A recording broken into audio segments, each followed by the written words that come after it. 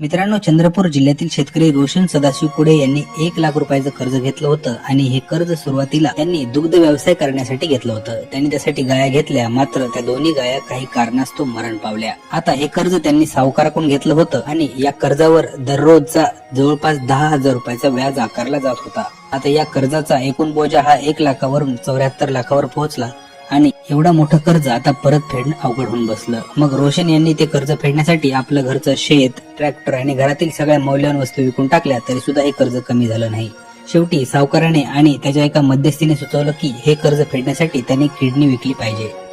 मग रोशन यांनी पहिल्यांदा कोलकात्यामधील एका एजंटकडून तपासण्या केल्या आणि ते कंबोडिया इथं गेले. तिथे त्यांनी त्यांच्या किडनीची शस्त्रक्रिया केली आणि 8 लाख रुपयाला ती किडनी विकली. हे पैसेही त्यांनी सावकाराला दिले, मात्र हे पैसे देऊनही त्यांचं कर्ज फेडलं नाही. नमस्कार, लोकसंवाद न्यूज चॅनल मध्ये मी राहुल बेल्लाळे आपल्या सर्व प्रेक्षकांचं मनपूर्वक हार्दिक स्वागत करतो.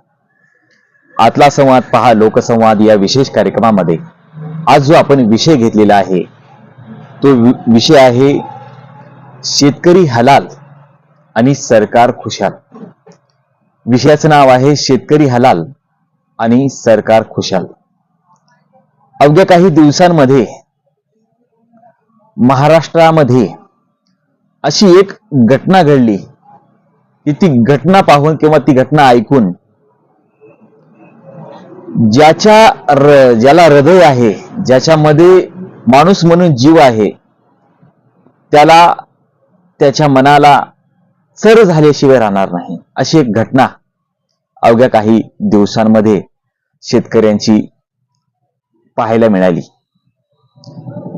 खरं म्हणजे शेतकरी आणि शासन व्यवस्था याच्यामध्ये खूप मोठी तफावत आज खऱ्या अर्थानं दिसून येते. या ठिकाणी मला नमूद करावं वाटतं, शेतकऱ्याच्या घामाला नजर कोणाची लागावी, फाटलेल्या नभाला व्याख्या कोणापुढे मांडावी. शब्द आटले आज सांगा हृदय आमचे हळवे झाले, कोणत्या हृदयाला पाजर फुटेल ही व्यथा सांगावी कोणाला. अशा पद्धतीचं हे एकंदर शेतकऱ्यांचं हे आयुष्य.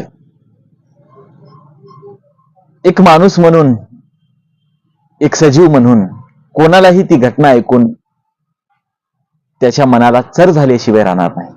अत्यंत हृदयद्रावक घटना चंद्रपूर जिल्ह्यामध्ये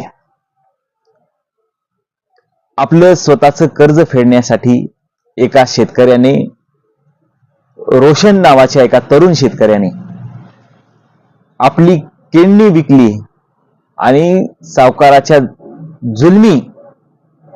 जुलमापायी 8 लाख रुपयांना किडनी विकून त्या व्यापाऱ्याचं, त्या सावकाराचं कर्ज फेडलं. नेमकं काय महाराष्ट्रामध्ये चालू आहे?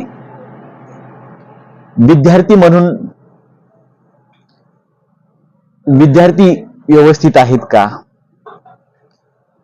नोकरशाही म्हणून नोकरदार व्यवस्थित आहेत का? व्यापारी म्हणून व्यवस्थित आहेत का? शेतकरी म्हणून व्यवस्थित आहेत का? प्रत्येक माणूस या व्यवस्थेमध्ये किंवा आज जीवन जगत असताना महाराष्ट्रामध्ये सुखा समाधानाने जीवन जगतोय का? त्या प्रत्येक माणसाच्या जीवनामध्ये सुखाचे 4 दिवस येत आहेत का? असा एक प्रश्न सातत्याने आज भेडसावतोय. म्हणजे कोणत्या वर्गातला असा एक माणूस आहे की तो आज सुखा समाधानाने आपलं जीवन व्यतीत करतोय? मी अनेक विषयाच्या अनुषंगाने काही सारांश रूपाने सांगतोय की जोपर्यंत प्रत्येक माणसाची अर्थव्यवस्था असेल, प्रत्येक घराची अर्थव्यवस्था असेल, घरापासून ते राज्यकर्त्यांपर्यंत, जोपर्यंत या व्यक्तीची अर्थव्यवस्था सुधारत नाही किंवा शासनाची अर्थव्यवस्था सुधारत नाही, तोपर्यंत कोणत्याही कोणत्याही व्यक्तीचे किंवा कोणत्याही शासन व्यवस्थे चांगले दिवस येऊ शकत नाही. ही खऱ्या अर्थाने शाश्वतता आपण व्यावहारिक रूपामध्ये आपण पाहूया. पण जी आज चंद्रपूर जिल्ह्यामध्ये जी घटना घडली, हृदयद्रावक घटना, आणि ती घटना प्रत्येकाच्या मनाला चटका लावून जाणारी आहे. ज्याची जात शेतकरीची आहे त्याला हृदय पिळवटून टाकणारी ही घटना आहे. म्हणजे शेतकऱ्याच्या आत्महत्या तर होतच आहेत. अनेक शेतकऱ्यांचे बेढर स्वरूपाचे मन हेलावून टाकणारे प्रश्न समोर येत आहेत. पण ही जेव्हा घटना, आता शेतकरी आपले अवयव विकून कर्ज फेडतोय, इतकी दयनीय अवस्था आज महाराष्ट्रामध्ये ओढवलेली आहे. मग याला कोण जबाबदार आहे याचा शोध तर घ्यावाच लागेल. शेतकरी म्हणून गेल्या 2 महिन्यामध्ये जी पावसाने थैमान घातलं, शेतकऱ्यांचं अतोनात नुकसान झालं आणि शासनाकडून तुटपुंजी मदत शेतकऱ्यांना भेटली. अनेकांच्या जमिनी खरबडून गेलेल्या आहेत, अनेकांची सोयाबीन वाहून गेलेली आहेत. म्हणजे जसा वेळ जाते तसं काही माणसं विसरून जातात का, हा सुद्धा एक प्रश्न या ठिकाणी नमूद करावा वाटतोय. अतोनात शेतकऱ्यांचं गेल्या 2 महिन्यामध्ये नुकसान झालं, अतिवृष्टीने मोठ्या प्रमाणात नुकसान झालं. याच्याकडे किती गांभीर्याने शासनाने पाहिलं, राज्यकर्त्यांनी पाहिलं, हा सुद्धा एक प्रश्न या ठिकाणी उपस्थित होतो. पण ही जरी बाजू असली तरी आज शेतकऱ्यांवर काय वेळ येऊन ठेपलेली आहे, हा खरा मुद्दा या ठिकाणी या विषयाच्या अनुषंगाने उपस्थित होतो. म्हणजे शेतकरी आत्महत्या करत आहे, शेतकऱ्यांची दयनीय अवस्था आहे. मग शेतकरी म्हणून सतत पिचलेला राहायचं आणि एक दिवस आत्महत्या करायची किंवा आपलं अवयव विकून कर्ज फेडायचं, हे पुरोगामी महाराष्ट्राला, हे पुरोगामी मानणाऱ्या वैचारिक बंधनाला कुठेतरी मन शून्य झालेलं पाहायला मिळतंय. जो कोणी व्यक्ती म्हणून, माणूस म्हणून, शेतकऱ्यांची जात म्हणून पाहतोय त्याला याचं दुःख खूप मोठं आहे.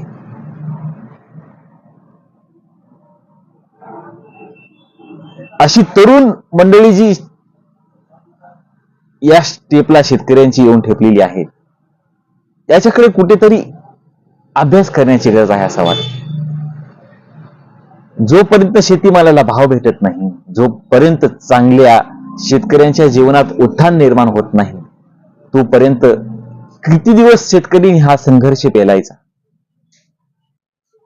हा कळीचा मुद्दा या ठिकाणी उपस्थित होतो. नेमकं सर्वांचा विचार केला जातो, पण शेतकऱ्यांचा विचार कधी होणार, हा या ठिकाणी मुद्दा मला नमूद करायचा आहे. प्रत्येकाचा विचार केला जातोय, शासन व्यवस्थेमध्ये असेल, राज्यकर्त्यांच्या माध्यमातून असेल, पण शेतकऱ्यांचा मुद्दा कधी उपस्थित होतोय आणि त्याच्यावर कधी तोडगा निघतोय. आज मोठ्या प्रमाणात शासन सोयाबीन खरेदी करते आणि सोयाबीन खरेदी करत असताना 5,300 रुपये हा भाव देतोय आणि एका 5,300 ही बरोबरी आणि शेतकऱ्यांनी सोयाबीन तुमच्यापर्यंत येईपर्यंत लागलेला शेतकऱ्यांचा खर्च हायड्रेशनला किंवा खरीददाराकडे जोपर्यंत येईपर्यंत जो खर्च आहे तिथपर्यंत आलेला खर्च आणि 5,300 भाव याचा समतोल थोडं घालून बघा, पहा. ग्रामीण भागातला शेतकरी आज कोरडो असेल, बागायतदार असेल, त्याच्या चेहऱ्याचं समाधान, त्याच्या मनाचं समाधान कधी होईल? किंवा होणारच नाही. एका बाजूला भारत देशाची अर्थव्यवस्था हे कृषी प्रधान अर्थव्यवस्था म्हणून ओळखली जाते आणि दुसऱ्या बाजूला अशी दयनीय अवस्था की जी शेतकरी आपलं अवयव विकून आज कर्ज फेडतोय. मग काय चुकलं शेतकऱ्यांबद्दल, धोरणे काय चुकली शेतकऱ्यांबद्दल, हा विचार आज करण्याची अत्यंत आवश्यकता आहे. नुसती निवडणुका येणार, निवडणुका जिंकणार, शेतकऱ्यांना आश्वासने देणार आणि मुळातच शेतकरी हा संयमी बाणा, पण जो कितपर्यंत संयमी बाणा शेतकऱ्यांनी ठेवायचा. 15 वर्ष काँग्रेसचं सरकार होतं, आज 10-12 वर्ष आज भारतीय जनता पार्टीचे शासन आहे, सरकार आहे. नेमकं काय शेतकऱ्याच्या जीवनात परिवर्तन झाले या 30 वर्षामध्ये, असा एक मला प्रश्न सातत्याने भेटतोय. 15 वर्ष काँग्रेसने सत्ता भोगली महाराष्ट्रामध्ये आणि नंतर हे भारतीय जनता पार्टीचे सरकार आलं. बदल काय शेतकऱ्यांच्या जीवनात झाला, हा महत्वाचा मुद्दा या ठिकाणी उपस्थित होतो. काय नेमकं बदल झाला शेतकऱ्याच्या जीवनामध्ये, त्याचा जगण्याचा स्तर किती उंचावला, हा महत्वाचा मुद्दा आहे. पण तो काहीच नाही. वरचीवर हालाकीची परिस्थिती, प्रचंड महागाई, खातबियाचे भाव असतील, कौटुंबिक खर्च असेल शेतकऱ्याचा, येथून ते शेतीच्या खातबियापर्यंत प्रचंड महागाई आणि उत्पन्नाचा दर्जा, उत्पन्न आणि त्याच्यावर मिळणारी त्याचा मोबदला, याचा गेल्या 75-76 वर्षामध्ये समतोल लागलाच नाही. आणि हा समतोल लागत नसल्यामुळे आज शेतकऱ्यांवर आपलं अवयव विकून कर्ज फेडण्याची वेळ आज शेतकऱ्यांवर आलेली आहे. रोशन, चंद्रपूर जिल्ह्यातील रोशन यांनी कोलकाता येथे एका एजंटकडून तपासणी केली आणि कोलंबिया येथे गेले. तेथे त्यांना किडनीची शस्त्रक्रिया झाली आणि 8 लाख रुपयांना किडनी विकली. नेमकं कर्ज त्यांना कशामुळे झालं याचा शोध घेण्याची गरज आहे. तर कर्ज यामुळे झालं की त्यांनी कोरोनाच्या अगोदर दूध व्यवसाय केला, संकरित गायी आणल्या आणि त्यातून त्यांना घाटा झाला आणि घाटा झाल्यामुळं सावकारी कर्ज घेतल्यामुळं कर्जाचं, सावकारी कर्ज हे दामदुप्पट योजना म्हणतात काहीच, पण ती असतेच. किती टक्केवारी त्या कर्जाची असते हे आपण, काही ज्यांनी सावकारी कर्ज घेतले हे त्यांना माहिती आहे. मग ही जे टक्का त्या कर्जाचा वाढत गेला, कर्ज प्रचंड झालं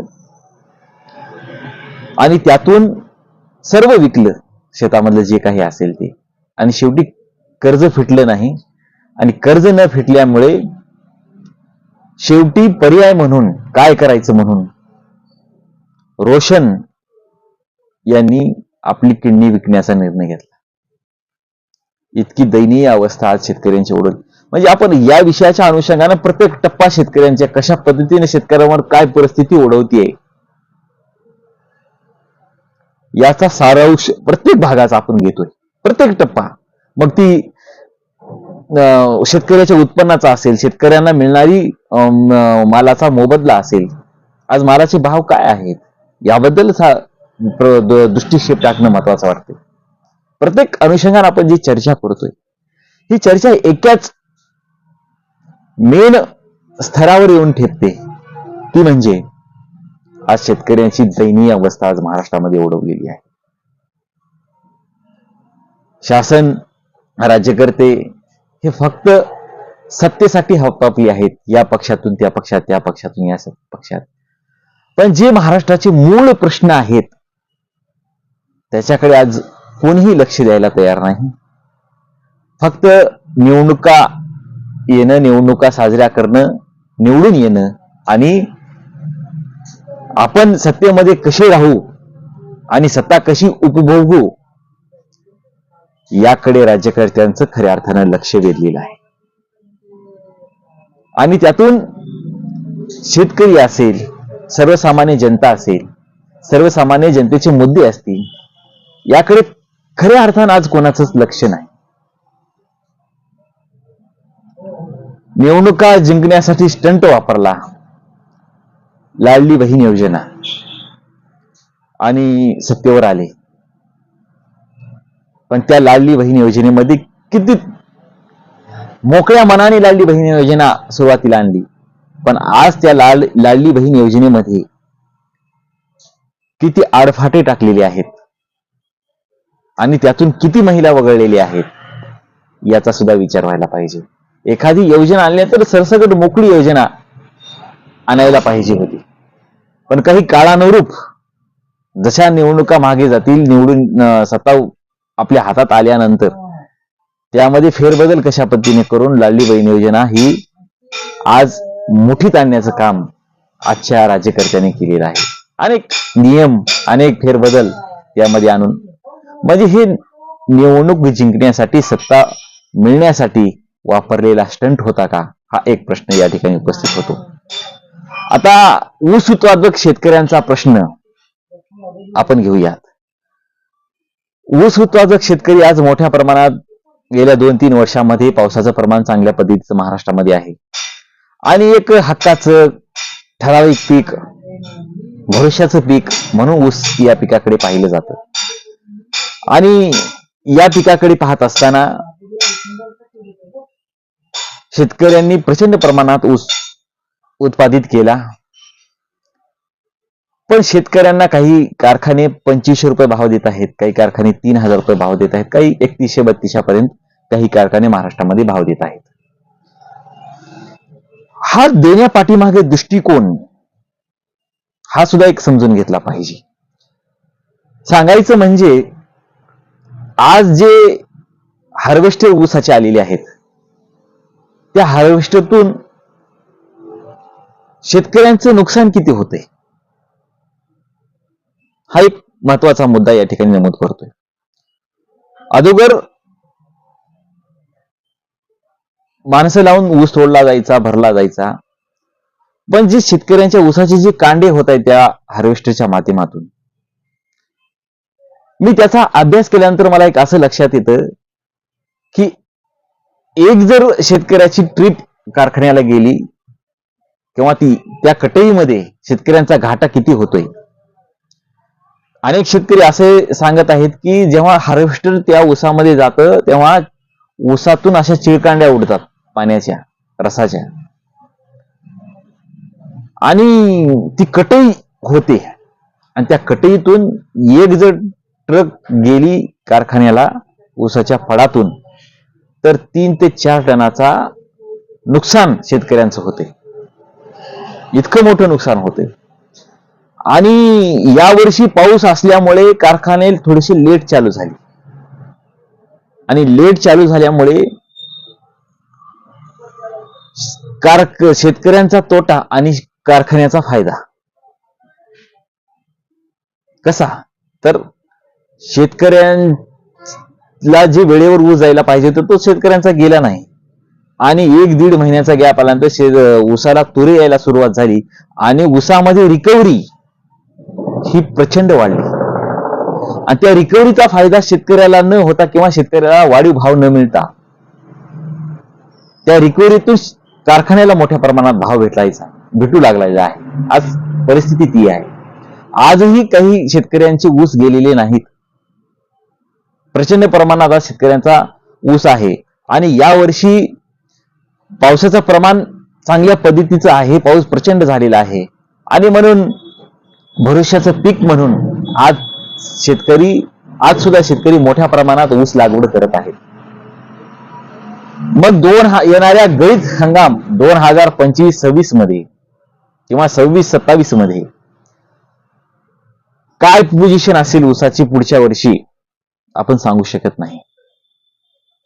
प्रचंड प्रमाणात ऊस वाढलेला आहे पुढच्या वर्षी आणि हे जर ऊसाचं प्रमाण सातत्यानं राहिलं तर कारखान्याचा तर फायदा होणारच आहे, पण शेतकऱ्यांच्या नुकसानीचं काय, किंवा त्या हार्वेस्टरतून होणाऱ्या शेतकऱ्यांच्या नुकसानाचं काय, हा एक मुद्दा या ठिकाणी उपस्थित होतोय. अनेक शेतकरी लहान तोंड करत आहेत. अक्षरशः हार्वेस्टर जर आलं शेतामध्ये तर लहान तोंड करत आहेत. म्हणजे वर्षभर 12-11 महिने ऊस वाढवायचा, त्याला पाणी द्यायचं, खत पाणी करायचं, पूर्ण मेहनत एक वर्ष त्या ऊसाला मन लावून करायची, आणि पर गाडी मागे 3 ते 4 टन नाचं नुकसान सहन करायचं आणि 2500 रुपये भाव घ्यायचा. हे शेतकऱ्यांची ही खऱ्या अर्थाने पिळवणूक नाही का? हा एक महत्वाचा मुद्दा आहे. म्हणजे कशी लूट होते शेतकऱ्यांची. कारखाने कोणाचे? राज्यकर्त्यांचे. कारखाने कोणाचे? राज्यकर्त्यांचे. शेतकरी कशा पद्धतीनं चारी बाजूने पिचला जातोय, हे या विषयाच्या अनुषंगाने मी आपल्याला सांगतोय. सोयाबीनची परिस्थिती तशी. मार्केटमध्ये सोयाबीन आल्यानंतरच भाव शेतकऱ्यांचे कमी होतात. ज्या वेळेस शेतकऱ्यांकडे सोयाबीन नसतं त्यावेळेस सोयाबीनचे भाव वाढलेले असतात. ऊसाची परिस्थिती बघितली तर या पद्धतीचं नुकसान आज शेतकरी सहन करतोय. रस्त्याने जर चाललो तर रस्ते आज चिकट झालेले आहेत. सिमेंट कॉन्क्रीटचे रस्ते आहेत ना, ते चिकट झालेले आहेत. त्या कांड्यातून रस बाहेर, गाडी जात असताना त्या कांड्यातून रस बाहेर येतोय, काही कांडे खाली पडत आहेत. त्या कांड्यातला पडलेला रस हा प्रत्येक शेतकऱ्याचा घामाचा रस आहे मित्रांनो. वर्षभर मेहनत केलेली असते. असे चिकट रस्ते झालेले आहेत. इतकं हे बेढब स्वरूप. फायदा कुणाचा? तर राज्यकर्त्यांचा. फायदा कुणाचा? त्यांचा. नुकसान शेतकरी. दूध व्यवसायाकडे शेतकऱ्यांना वळा म्हणायचं. दुधाला आज बिस्लरीचं पाणी महाग आहे, पण दूध स्वस्त आहे. आजची तागायत परिस्थिती आहे. 30 रुपयाला जार आज झालेला आहे आणि दूध 60 रुपये नाही. तफावत बघा. शेतकऱ्याच्या घामाची, शेतकऱ्याच्या मेहनतीची, शेतकऱ्याच्या गाळलेल्या प्रत्येक घामाची आज दयनीय अवस्था झालेली आहे. नुसतं भाषणबाजी करून, मोठमोठ्या गप्पा हाणून किंवा शेतकऱ्यांना आश्वासने देऊन राज्यकर्ते आज सत्तेवर आलेले आहेत. सत्तेसाठी ते काही करतील, फक्त त्यांना सत्ता पाहिजे. म्हणजे सत्तेवर कशासाठी यायचं? तर जनतेचं कल्याण शोधण्यासाठी. खऱ्या अर्थानं संविधान काय म्हणतं की सर्वांगीण विकास जनतेचा व्हायला पाहिजे, म्हणून राज्यकर्ते सत्तेवर यावेत. पण हे सगळं आज उलट चाललेलं आहे. संविधान निर्माणकर्त्यांनी काय उद्देश ठेवला असेल? सामान्य जनतेचं भलं व्हावं, सामान्य जनतेच्या जीवनात नवी ज्योत पेटावी, या उद्देशाने, म्हणजे भारत देशाचा संपूर्ण सर्वांगीण विकास व्हावा या उद्देशाने संविधानकर्त्यांनी आपलं संविधान भारत देशाला देऊन नवी दिशा, नवी आकांक्षा पेरली. पण आज त्याच आकांक्षेला, आज खऱ्या अर्थानं त्या आकांक्षेवर धूळ बसलेली आहे असं मला वाटतं. आज इतकी दयनीय अवस्था आज शेतकऱ्यांची ओढवलेली आहे. शेतकऱ्यांच्या मालाला भाव नाही. ऊसाची परिस्थिती तशी आहे. आणि पूर्णपणे, संपूर्णपणे आज शेतकरी पिचलेला आहे. शेतकऱ्यांचे हाल आणि राज्यकर्ते आज आयटी मध्ये उभा आहेत. असं मंत्र्यांच्या जर गाड्या चालल्या ना रस्त्यावरून, शेतकऱ्या म्हणजे सामान्य जनतेच्या पैशातून त्या गाड्या डिझेल भरतात, आणि त्या गाड्या जर चालल्या तर आज ज्या निष्ठेने त्या राज्यकर्त्यांकडे सामान्य जनतेने पाहायला पाहिजे होतं ते आज पाहवत नाही. सर्व जनता बेहाल आणि राज्यकर्ते मस्तवान, अशी परिस्थिती आज येऊन ठेपलेली आहे. मित्रांनो, तुम्हा सर्वांना एकच सांगायचंय, जो कोणी शेतकऱ्याच्या घरामध्ये जन्म घेतलेला आहे अशा प्रत्येक व्यक्तीला आज शेतकरी भगवत नाही. शेतकऱ्याची अवस्था आज भगवत नाही. काय दयनीय अवस्था शेतकऱ्यांची झालेली आहे हे लक्षात येत नाही. म्हणजे काय बोलावं, शेतकऱ्यांबद्दल काय सांगावं, कोणती वेदना सांगावी, याला कुठं तोंड आहे, किती तोंड आहेत हे सांगणं अत्यंत अवघड आहे. वेदनाच एवढी मोठी आहे की ती शब्दात व्यक्त होऊ शकत नाही. आणि शेतकऱ्यांच्या टाळूवरचं लोणी खाणारे राज्यकर्ते आज चांगल्या पद्धतीने तयार झालेले आहेत.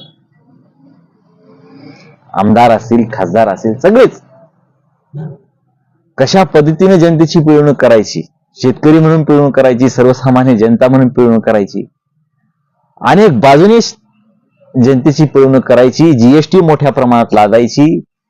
प्रत्येक घरातून आज प्रत्येक कुटुंबातला प्रमुख व्यक्ती हा 200 रुपये जीएसटी भरतोय.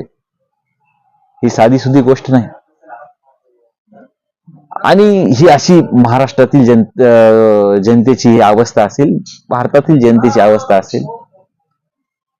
वेगळ्या स्तराला, वेगळ्याच विचाराला घेऊन जायचं, जनतेला धार्मिक तेढ निर्माण करण्याच्या गोष्टी करायचं, जनतेमध्ये संभ्रम निर्माण करण्याच्या गोष्टी करायचं आणि जनतेच्या खऱ्या मुद्द्यापासून जनतेला दूर करायचं, ही राज्यकर्त्यांची कला आपण पाहतोय. आज जी तागायत परिस्थिती आहे त्याबद्दल बोलतोय. जनमनाच्या, माणसांच्या मनामध्ये आज राज्यकर्ते उतरून गेलेले आहेत. महाराष्ट्र हा वैचारिक मंडळींचा महाराष्ट्र आहे. अनेक विचारवंत, अनेक देशाला पुढे जाण्यासाठी, महाराष्ट्राला पुढे जाण्यासाठी अनेकांचं बलिदान, हुतात्म्य दिलेलं आहे.